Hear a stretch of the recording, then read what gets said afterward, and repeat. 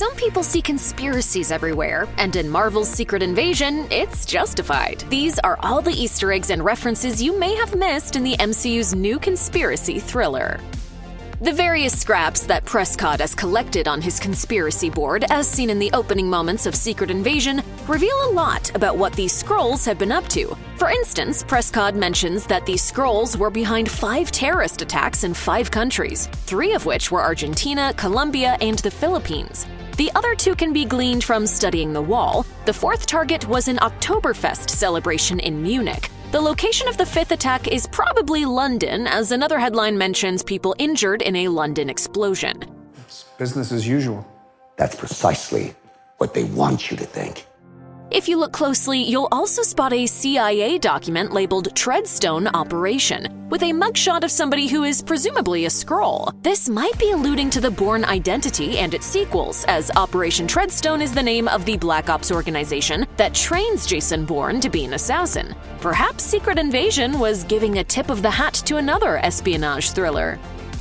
Nick Fury's grudging ally, Sonya Falsworth, portrayed by Olivia Colman, is a character created specifically for the Secret Invasion TV series. She has yet to appear in any of the Marvel comics, but her last name is awfully familiar. Sonya shares a last name with James Montgomery Falsworth, a character from the comics who takes on the mantle of the British superhero Union Jack. Observant fans will know that James Falsworth has already appeared in the MCU as one of the Howling Commandos in Captain America: The First Avenger, but he's never called Union Jack in the film. It's likely that Sonya is meant to be directly descended from this ally of Captain America. It's also worth noting that Joseph Chapman, a character in the comics who later succeeded Falsworth as Union Jack, has actually fought Skrulls before. It's possible that elements of both Chapman and James Falsworth could be combined to establish a version of the hero played by Olivia Colman in the MCU.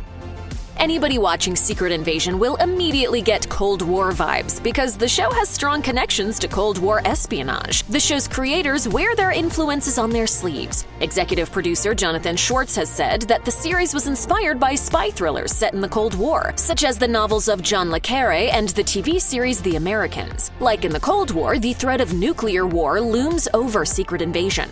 Though there's one thing that distinguishes it from real-life events. During the Cold War, there was always one thing that gave both sides pause: the possibility of mutually assured destruction, which prevented both world powers from going too far. There are no such assurances here. The Skrulls actually want mutually assured destruction. The humans can blow each other sky high for all they care because the Skrulls are unaffected by radioactivity. Marvel fans will spot an interesting Easter egg in the scene with Poprishchin during the first episode. You'll notice that Talos uses the same face that he used in Captain Marvel, that is to say, Ben Mendelsohn's real face, and he even uses the same name. Agent Keller, anything in our file about this one having a wife? When Talos infiltrated S.H.I.E.L.D. and first met Fury back in 1995, he used the name Keller. Clearly, Talos is recycling the same fake identity. The only real difference is that Talos wore glasses with his disguise in 1995. It makes sense that Talos would dig up his old identity rather than make a new one. Why reinvent the wheel? This makes it easier for Talos to remember his fake name and cover story. However, much like a person using the same password for every single account on every single device, Talos may have gotten careless. Recycling this identity is probably a mistake because Poprishchin eventually sees through the disguise and recognizes him.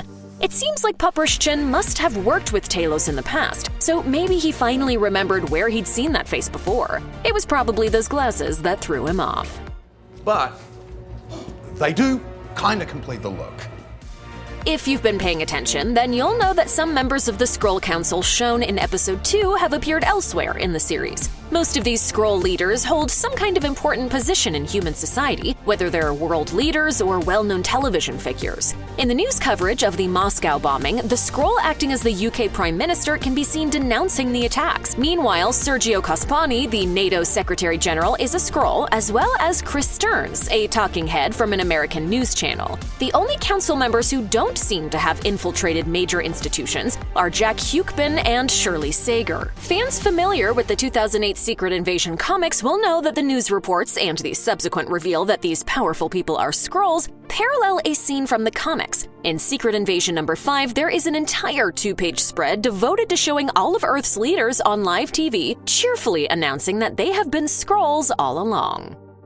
Aside from being a unique location for an interrogation scene, the butcher's shop from episode 2 of Secret Invasion is also the source of an Easter egg. If you look closely, you will glimpse a logo on a white coat hanging in the front of the shop in the stylized shape of a bull. That same logo is planted on the background of the previous episode. When Gaia is sneaking around Moscow on her way to meet up with Poprishchin, there is a refrigerated truck in the background that bears this same logo. If the entire butcher's shop is a front for one of Sonya's operations, then this would suggest that Sonya wasn't far behind when Fury and Talos were tailing Gaia. Of course, it also seems like Sonya is running her operation right under the nose of the owner, who seems pretty surprised when Sonya waltzes into his shop despite it being locked. Either that or he's simply being paid to let MI6 use his shop and not ask questions. If that's the case, it might just be an astonishing coincidence that the butchers were unloading meat just a few feet away from a Skrull. The sequence that shows Nick Fury and Bob taking hostages was foreshadowed in a previous MCU film. As Fury and Talos are sneaking around the house of the Skrull posing as Robert Bob Fairbanks, a message from Talos to Fury via earpiece signals that something is amiss. Come in, Talos. Sorry, Nick. I was busy kicking Bob's ass. At a glance, this dialogue sounds innocent enough, but Fury can tell that something's wrong. It turns out that Bob is holding Talos at gunpoint in an attempt to lure Fury into a trap, but Fury doesn't fall for it. Fans who paid close attention during Captain Marvel would also know immediately that something isn't right. When Fury meets Carol Danvers in 1995, he refuses to be addressed by anything other than his last name. Everybody calls me Fury. Not Nicholas, not Joseph, not Nick. Just Fury. If you already know that Fury's first name is a touchy subject for him, then it's easy to spot Bob's deception from a mile off. Unlike Talos, Bob hasn't known Fury for decades, so he couldn't possibly have known that trying to get onto a first-name basis with him is a big no-no. One scene from episode 4 of Secret Invasion shows Talos and Gaia sitting on a park bench. You may have been too focused on their heartfelt conversation to notice that the bench is seemingly meant to be a memorial, as it's engraved with the words Carter 1933 to 2000. The first name on the dedication is obscured, so we can only theorize about who it refers to. It's definitely not Peggy Carter. If Peggy had been born in 1933, she would have only been a child during the events of Captain America: The First Avenger. However, it's very possible that Peggy Carter had a younger sibling. In fact, the TV series Agent Carter shows that Peggy has a brother named Michael. Of course, Agent Carter is not necessarily canon, and the dates don't quite add up. After all, Michael wouldn't have been old enough to serve during World War II if he was born in 1933. Regardless, Peggy Carter almost definitely has some kind of sibling in the MCU, even if it's not Michael. In Captain America: Civil War, Sharon Carter mentions that Peggy is her aunt, and Van Camp later clarified that Peggy is technically Sharon's great-aunt. That means that Peggy must have had a sibling who would be Sharon's grandparent.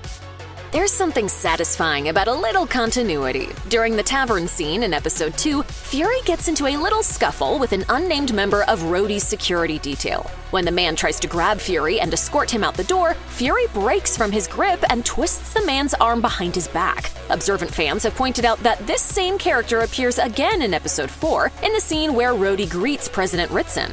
The agent's arm is in a sling, clearly the result of his highly regrettable encounter with Fury. I'm Nick Fury. Even when I'm out, I'm in. Many Marvel fans were hoping to see an Avenger besides Rhodey in Secret Invasion. It didn't end up happening, but we did get a cameo of an MCU character you've probably forgotten about. We bet you've never given a second thought about Rick Mason from Black Widow. If you recall, Mason is the guy who Natasha called when she needed to lie low. When Natasha was on the run in Black Widow, he provided her with a safe house and multiple fake identities, including the unfortunate moniker of Fanny Longbottom. We suspect that nobody was expecting Mason to appear in Secret Invasion, yet in episode 5, he pokes his head into Nick Fury's jet, tossing Fury a fake ID and some sassy one-liners. You're welcome. A grumpy Fury mentions that he'd rather be on his helicarrier, and Mason explains that it's been mothballed, though where a thing like that would fit feels like a bit of an open question. The last we saw of Fury's famous helicarriers, after Steve Rogers needed to destroy most of the fleet to stop Hydra, was when Fury brought one out of storage to help the Avengers in the Battle of Sokovia. Unfortunately, Fury didn't get to bring out the big guns in this series, but there's always a chance that we may see them again in the future. In the episode 5 scene at the Finnish airport, Secret Invasion introduces us to a character we've never seen before, a man called Mr. Kerhonen. The next scene reveals that Kerhonen is actually Fury in disguise, and he is using a special technology that we first saw in Captain America: The Winter Soldier. Natasha used the same trick to sneak inside S.H.I.E.L.D. headquarters. It turns out this tech has a name, the Widow's Veil. The tech also played a small but pivotal role in 2021's Black Widow and appeared in The Falcon and the Winter Soldier along with a few episodes of Agents of S.H.I.E.L.D. Of course, the Widow's Veil in Secret Invasion is not as sophisticated as what we saw in Captain America: The Winter Soldier, a fact that Sonya gleefully lampshades. $1 billion of research and development, and all the Widow's Veil can cloak is your face. What about the rest of you? That's the newer version, not this one. Fury still needs to wear gloves just to conceal his hands, while when Natasha used this tech, her holographic mesh extended to cover her hands. Despite its shortcomings, the Widow's Veil is still the closest Nick Fury will ever get to having the shape-shifting abilities of a Skrull. When Rhodey is urging President Ritson to plunge the planet into a nuclear war, we are given a brief glimpse of the bunker that contains the nuclear warheads. It will look awfully familiar to Marvel fans. It's visually very similar to the bunker where Tony Stark and Steve Rogers fought at the end of Captain America: Civil War. That bunker didn't originally hold nukes, but it's certainly possible that the former Hydra bunker could have been rebuilt or repurposed by the US government in the intervening time, or maybe Marvel Studios is just reusing a design. Our bet is that the parallel was likely intentional on the showrunner's part, as this wasn't the first time they used a visual reference to Captain America: Civil War. The title cards that appear on the screen in Secret Invasion to introduce new locations are in the exact same font as the title cards that appear in Captain America: Civil War. Clearly, the creators of the show were trying to signal that Secret Invasion falls under the same genre as Civil War, relatively grounded espionage thriller, and use those nods to show that the two belong in the same corner of the MCU. During the show's climax, Gravik and Gaia show off their new powers, which come from the DNA of several different Marvel characters. Both use Captain Marvel's abilities to fly and shoot beams of cosmic energy. Throughout the fight, Gravik's arms shapeshift into the arms of Korg, the Abomination, Cull Obsidian, and Ebony Maw. He also flaunts Ebony Maw's telekinesis powers. Meanwhile, Gaia also borrows the DNA of Korg and Cull Obsidian, and she flexes a bicep that clearly belongs to Drax. While she's at it, she dodges a car by phasing out, a power she got from Ghost from Ant-Man and the Wasp. Gaia even uses the empath abilities of Mantis. Sleep.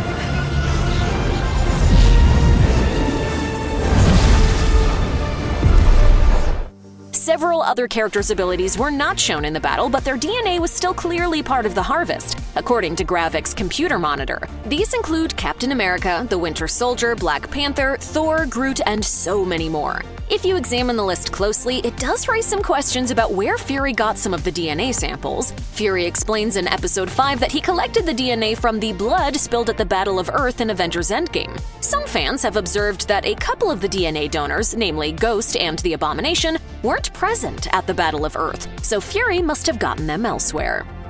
He is a Skrull. The reveal that Rhodey was actually a Skrull has huge implications for the MCU, but the biggest question is how long he's been replaced by one. Some have guessed that Rhodey was only replaced after his cameo in The Falcon and the Winter Soldier, while others have speculated that Rhodey was a Skrull ever since Iron Man 2. Episode 6 of Secret Invasion doesn't provide an exact period of time. You've been held hostage for a long time. However, there are little clues that allow us to guess when Rhodey might have been replaced by an imposter. Once Rhodey is released from his pod, we see he has difficulty walking. Everyone else walks just fine, so it's not something you can chalk up to numb legs from lying in their pods for so long. More likely, this suggests that the real Rhodey was present in all the MCU movies up until Captain America: Civil War, when he received his spinal injury. In Secret Invasion, we see Rhodey wearing a hospital gown, which suggests that maybe he was replaced while he was still recovering from the Civil War incident. We have no way of knowing for sure, at least until the release of Armor Wars, which will presumably fill in what happened to Rhodey.